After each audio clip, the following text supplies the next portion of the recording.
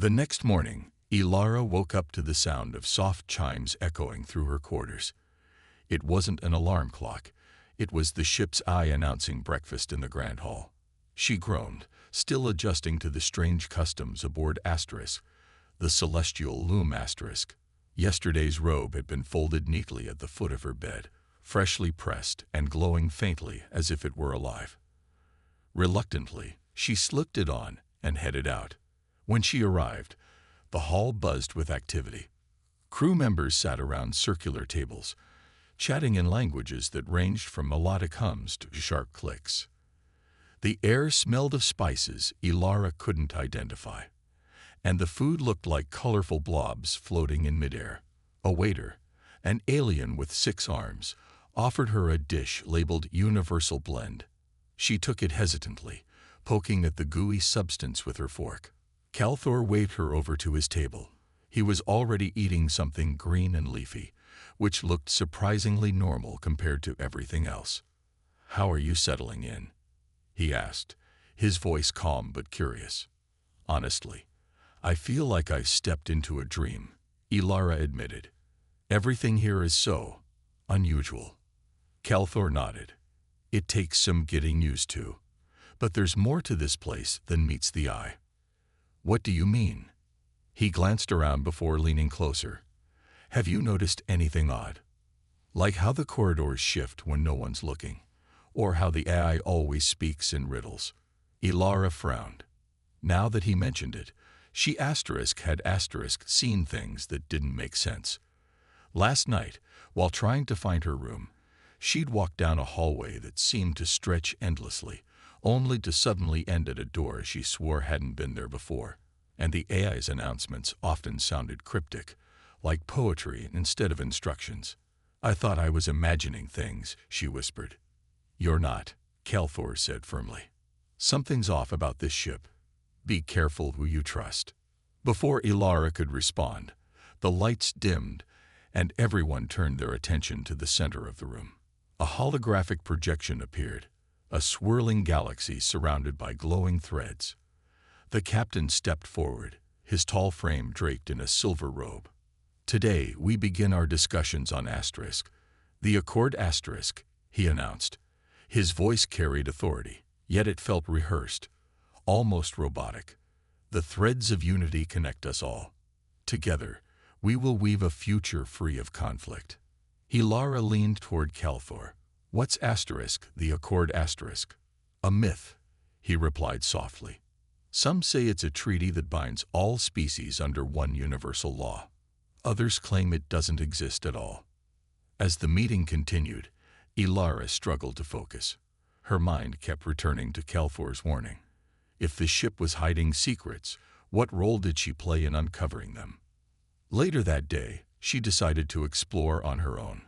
Wandering through the corridors, she stumbled upon a library unlike any she'd ever seen. Instead of books, shelves held glowing crystal tablets etched with symbols. Fascinated, she reached out to touch one, but froze when the tablet lit up, projecting images of ancient star maps and strange creatures. Suddenly, a voice startled her. "You shouldn't be here." She spun around to see another crew member, a wiry alien with translucent skin and glowing veins. "I'm sorry," Ilara stammered. "I was just curious." The alien narrowed its eyes.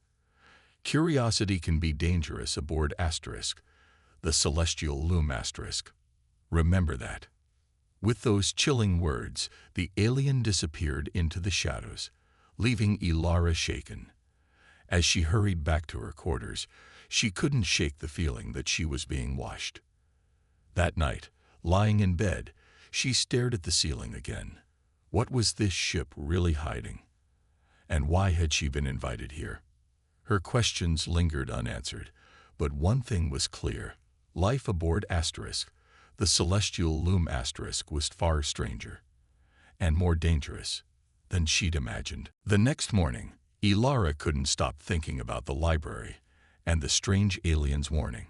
She decided to return, not just out of curiosity, but because something deep inside told her the answers lay hidden among those glowing crystal tablets. This time, She brought Calthor along for support. "I don't like this," he said as they approached the library doors. "If anyone catches us snooping, we'll have a lot of explaining to do." "We're already in over our heads," Ilara replied, her voice firm despite her nervousness. "Besides, you said yourself there's more to this ship than meets the eye. Maybe these crystals hold clues." Calthor hesitated but nodded. Together, they slipped into the dimly lit room. The air felt cooler here, almost electric, as if the very walls were alive with energy. Hundreds of crystal tablets shimmered on the shelves, each pulsing faintly with light. Ilara reached for one at random and placed it on a pedestal in the center of the room. Instantly, symbols began swirling across its surface. They looked ancient, intricate, and completely foreign. "What does it say?" she asked, turning to Calthor. He leaned closer, his silver eyes scanning the patterns. "It's written in an old Vorthian dialect," he murmured. "Let me try to translate." Minutes passed as he worked, muttering under his breath. Finally, he spoke aloud. "Beneath the threads of unity lies betrayal woven into existence." Ilara frowned. "Threads of unity. That sounds like what the captain mentioned during the meeting yesterday." "Exactly," Calthor said grimly. "This might be connected to Asterisk, the Accord Asterisk. But what does betrayal mean? And who's responsible?" Before they could discuss further, the ship's AI interrupted. A soft chime echoed through the room, followed by a melodic voice. "Unauthorized access detected. Please return to your quarters immediately." Ilara's heart raced. "We need to leave now." But instead of obeying, Calthor grabbed another tablet. "Wait. There's more here. We can't stop now." Reluctantly, Ilara helped him examine the crystals. One projection caught her attention, a series of blueprints showing parts of the ship they'd never seen before. Hidden chambers, secret tunnels, and locked doors appeared in vivid detail. "This isn't just a spaceship," Calthor whispered. "It's some kind of research facility." As they studied the images, Ilara noticed something shocking. A section labeled Hybrid Specimens. Beneath it were diagrams of creatures that looked half human, half alien. Her stomach churned when she spotted DNA sequences matching her own genetic code. "What is this?" she gasped. "Why are my genes part of whatever this is?" Calthor's expression darkened. "My people have long suspected covert programs aimed at creating hybrids, beings designed to bridge gaps between species. If humans are involved..." He trailed off, clearly troubled. Suddenly, the floor beneath them vibrated slightly. At first, they thought it was the ship moving, but then they realized it was coming from below. Following the sound, they discovered a concealed hatch embedded in the floor. With great effort, Calthor pried it open, revealing a narrow staircase leading downward. "Should we go?" Ilara asked, her voice trembling. Calthor hesitated, then nodded. "If we want answers, we don't have a choice." Descending into the darkness, they found themselves in a labyrinthine network of tunnels. Faint lights illuminated rows of glass pods containing grotesque forms, hybrid organisms suspended in liquid. Some had human features, others bore alien traits. All were lifeless, their experiments seemingly abandoned. Ilara felt sick. Who would do this? And why? Calthor didn't answer. Instead, he pointed to a terminal nearby. On its screen was a single phrase: Project Unity, Phase 2 initiated. Whatever this project was, it wasn't finished yet, and Ilara feared they were running out of time to uncover the truth. Ilara and Calthor hurried back to the main deck, their minds racing with what they'd discovered in the hidden tunnels. The sight of those hybrid creatures haunted Ilara, while Calthor seemed burdened by guilt that his people might have been involved in such experiments. But before they could share their findings with anyone, chaos erupted aboard Asterisk, the celestial loom Asterisk. The ship's navigation systems suddenly failed, leaving them stranded near a dying star. Red warning lights flashed across every corridor, and the once soothing music of the AI turned into an urgent, discordant hum. Crew members gathered in the grand hall, panic spreading like wildfire. "This is your fault," shouted Zixel, the shape-shifting Exiran who had confronted Ilara earlier. His translucent skin shimmered angrily as he pointed at her and Calthor. "You two were sneaking around where you didn't belong. Now look what's happened." Ilara stepped forward, trying to stay calm. "We didn't sabotage anything. We're just trying to understand what's going on here. Don't lie to us." Another crew member chimed in, a tall insectoid alien with glowing antennae. "Something isn't right about either of you. Why else would the ship malfunction after you disappeared for hours?" Calthor raised his hands in a gesture of peace. "Listen carefully. There are secrets aboard this ship, secrets someone doesn't want uncovered. If we work together, we can find out who's responsible." But no one seemed willing to listen. Accusations flew back and forth, dividing the crew into factions. Some sided with Zixel, convinced Ilara and Calthor were spies or saboteurs. Others remained silent, unsure whom to trust.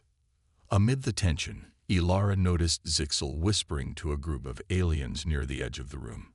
Their expressions grew darker, more determined. She nudged Calthor. "Something's not right. I think they're planning something." Moments later, Zixel stepped forward again, his voice cold and commanding. "Enough talk. It's clear these two can't be trusted. We need to take control of the situation and remove them from it." Before Ilara or Calthor could react, several crew members lunged toward them. Panic surged through Ilara as she stumbled backward, but Calthor grabbed her arm and pulled her toward the exit. "Run!" he shouted. They sprinted down the corridors, their footsteps echoing against the walls. Behind them, shouts and heavy footfalls grew louder. The ship's shifting layout slowed their pursuers, but it also made escape difficult. Doors slid shut unpredictably, forcing them to double back multiple times. Finally, they reached a maintenance hatch tucked away in a narrow passageway. Calthor pried it open, revealing a cramped tunnel leading downward. "In here," he urged, pushing Ilara inside before following closely behind. The tunnel was dark and suffocating, lit only by faint emergency lights embedded in the walls. As they crawled through, muffled voices echoed above them. Their pursuers searching nearby. "They'll find us if we stay still," Ilara whispered, her breath ragged. "We won't let that happen," Calthor replied grimly. He paused, listening intently. "Do you hear that? Something's vibrating ahead." Ilara strained her ears and caught the faint hum of machinery. Maybe it's an access point to another part of the ship. Moving cautiously, they followed the sound until they emerged into a small control room filled with blinking panels and monitors. One screen displayed a map of the ship overlaid with red zones indicating system failures. Another showed a countdown timer ticking steadily downward. "What does this mean?" Ilara asked, pointing at the timer. Calthor's jaw tightened. "It means we don't have much time. Whatever's happening, it's reaching its final stage." As they studied the controls, the ship's eye spoke again, its tone eerily calm. "Attention. Course correction initiated. Destination locked. Prepare for arrival at coordinates unknown." Ilara's heart sank. They weren't just stranded. They were being taken somewhere against their will. Calthor turned to her, his silver eyes reflecting determination. "We need to warn the others. Even if they don't trust us, we can't face whatever's coming alone." Ilara nodded, though doubt lingered in her mind. Could they really unite a fractured crew in time? Or would betrayal tear them all apart? The ship hurtled through space, its course now locked on coordinates deep within an uncharted region, known only as Asterisk, the Veil Asterisk. Ilara and Calthor stood in the control room, staring at the swirling mass of energy visible through the viewport. It looked like a storm frozen in time, shifting colors of violet, gold, and black twisting together in chaotic patterns. "What is this place?" Ilara whispered, her voice barely audible over the hum of the engines. Calthor shook his head. "Legends say Asterisk. The Veil Asterisk is where reality bends and breaks. Some believe it's a gateway to other dimensions. Others think it's a graveyard for lost ships. Either way, nothing good comes from crossing it. Before they could discuss further, the AI chimed in with its usual poetic tone. Prepare yourselves, travelers. The threads of unity will test your resolve. Only those who embrace truth may pass beyond. Ilara frowned. Threads of unity again. That phrase keeps coming up. What does it even mean? Kelthor didn't answer. Instead, he activated the ship's communication system, broadcasting a message to the rest of the crew. Listen carefully, he said firmly. We're heading into dangerous territory. Whatever happens next, we need to stick together, or none of us will survive. His words echoed through the ship, but the response was mixed. Some crew members reluctantly agreed to cooperate, while others continued to distrust Ilara and Kelthor. Zixel's faction remained openly hostile, vowing to take matters into their own hands if necessary. As Asterisk, the celestial loom Asterisk, entered Asterisk, the Veil Asterisk, strange things began happening aboard the ship. Time seemed to stretch and compress simultaneously. One moment, seconds ticked by agonizingly slowly. The next, hours passed in the blink of an eye. Reality itself felt malleable, as though the fabric of existence were unraveling around them. Crew members started experiencing vivid hallucinations tied to their deepest fears and desires. Ilara saw visions of her childhood home, a place she hadn't visited in years, but it was empty, abandoned, and eerily silent. She reached out to touch a photograph on the wall, only to watch it crumble into dust. Kelthor wasn't spared either. He found himself back on his homeworld during the final days of a devastating war. The cries of his fallen comrades echoed in his ears, and the weight of guilt pressed down on him like a physical force. Despite these distractions, Ilara and Kelthor pressed on, determined to uncover the truth about their destination. In the midst of chaos, Ilara noticed something peculiar, a small device hidden inside the folds of her robe. She pulled it out, examining its intricate carvings. They matched the symbols etched into the crystals they'd found in the library. "What is that?" Kelthor asked, snapping out of his trance. "I don't know," Ilara admitted, "but I think it's important." She pressed a button on the side of the device, and it projected a holographic map onto the floor. A single point glowed brightly near the center of Asterisk, the Veil Asterisk. "That must be where we're going," Kelthor said, studying the map. Suddenly, the ship shuddered violently, throwing them both off balance. Alarms blared as the lights flickered. On the viewport, the swirling energy of Asterisk, the Veil Asterisk, grew denser, forming what looked like a massive, glowing doorway. "We're almost there," Ilara murmured, clutching the device tightly. But not everyone was ready to face whatever lay ahead. Zixel appeared in the doorway of the control room, his translucent skin glowing with fury. "This ends now," he snarled, raising a weapon. "You've led us into madness." Before he could act, the ship lurched again, sending him stumbling backward. Sparks flew from the ceiling as systems overloaded, plunging the room into darkness. When the emergency lights came back on, Zixel was gone, and so was the map. Ilara turned to Kelthor, her expression grim. "If we don't figure out what's waiting for us on the other side of that door, none of us will make it out alive." Kelthor nodded, gripping her hand firmly.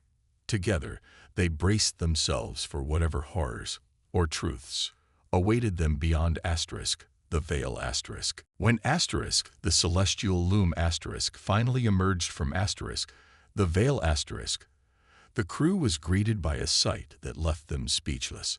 Floating in the vast emptiness of space was a colossal structure unlike anything they had ever seen, a luminous cathedral made entirely of light and energy.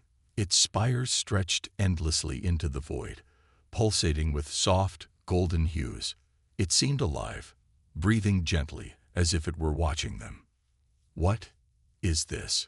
Ilara whispered, her voice trembling with awe. Kelthor stared at the structure, his sharp silver eyes wide with recognition.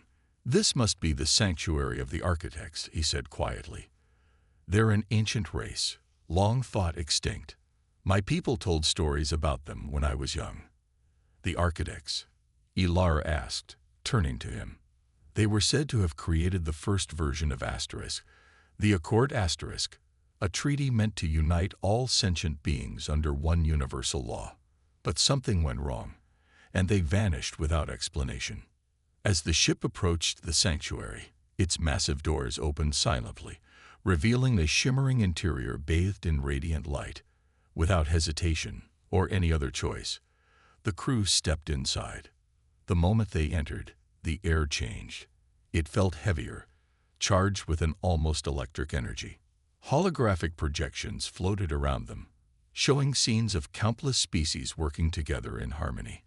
In one image, humans and aliens built cities side by side. In another, they shared meals and laughter.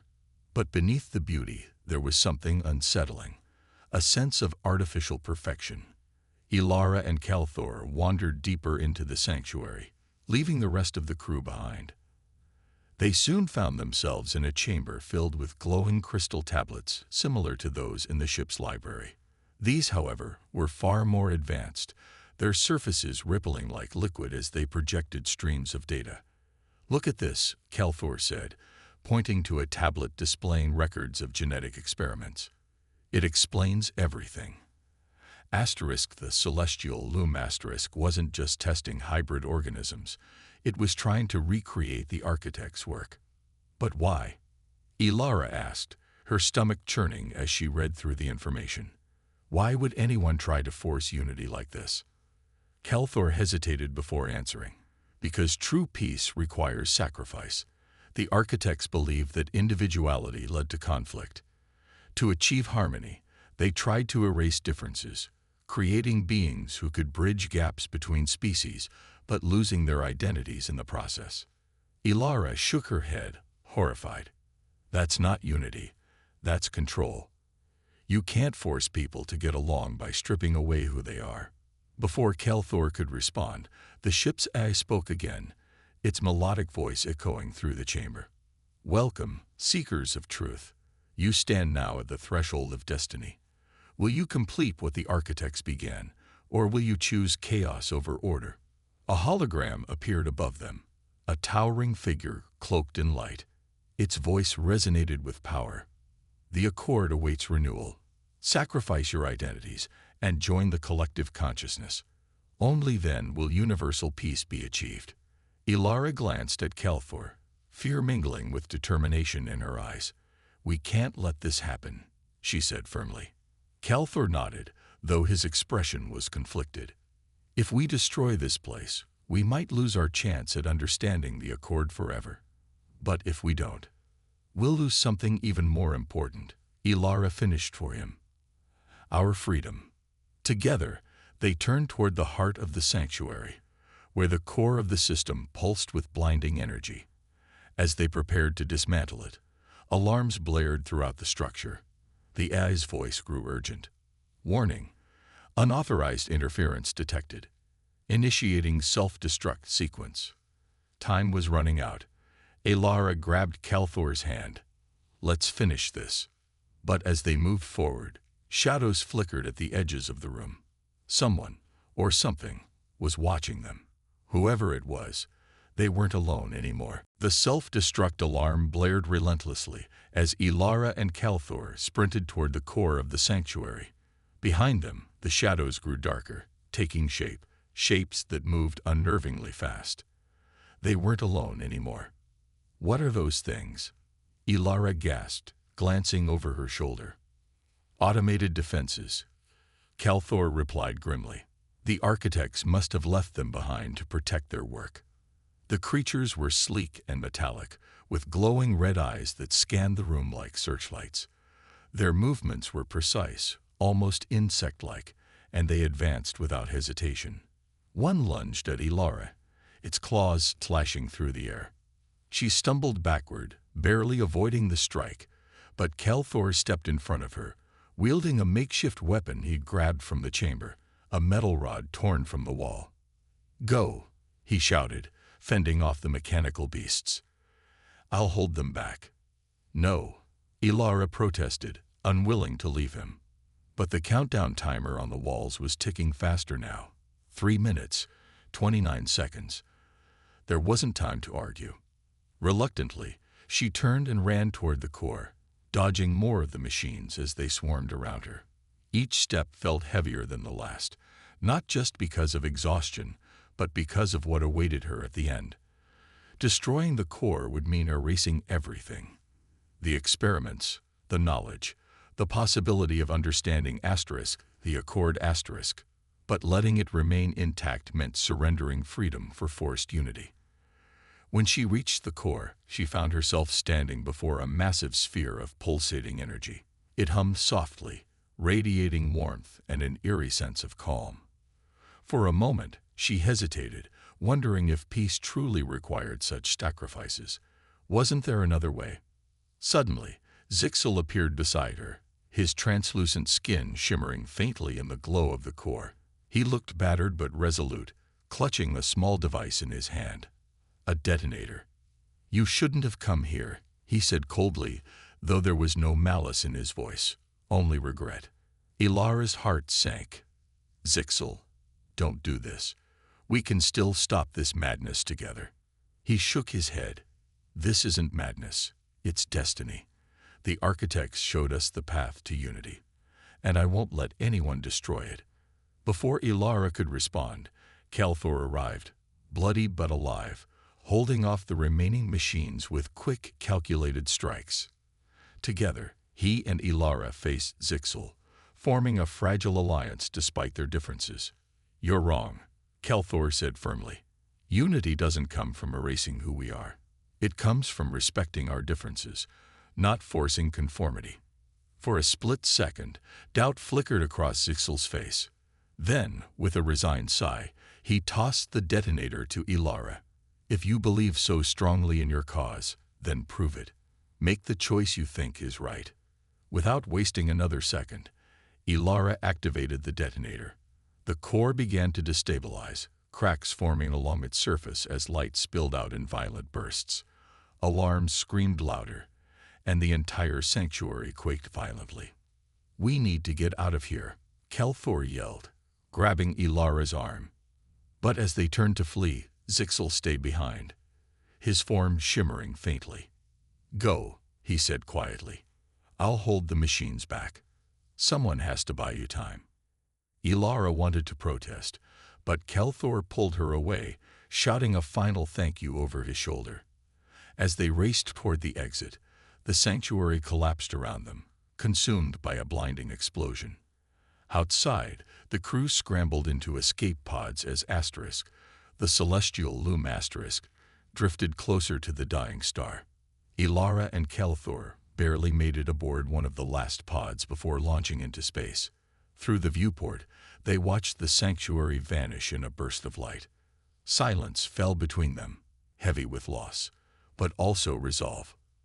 They had made their choice, even if it came at a cost. Now, the real challenge lay ahead, rebuilding trust and forging unity without sacrificing freedom.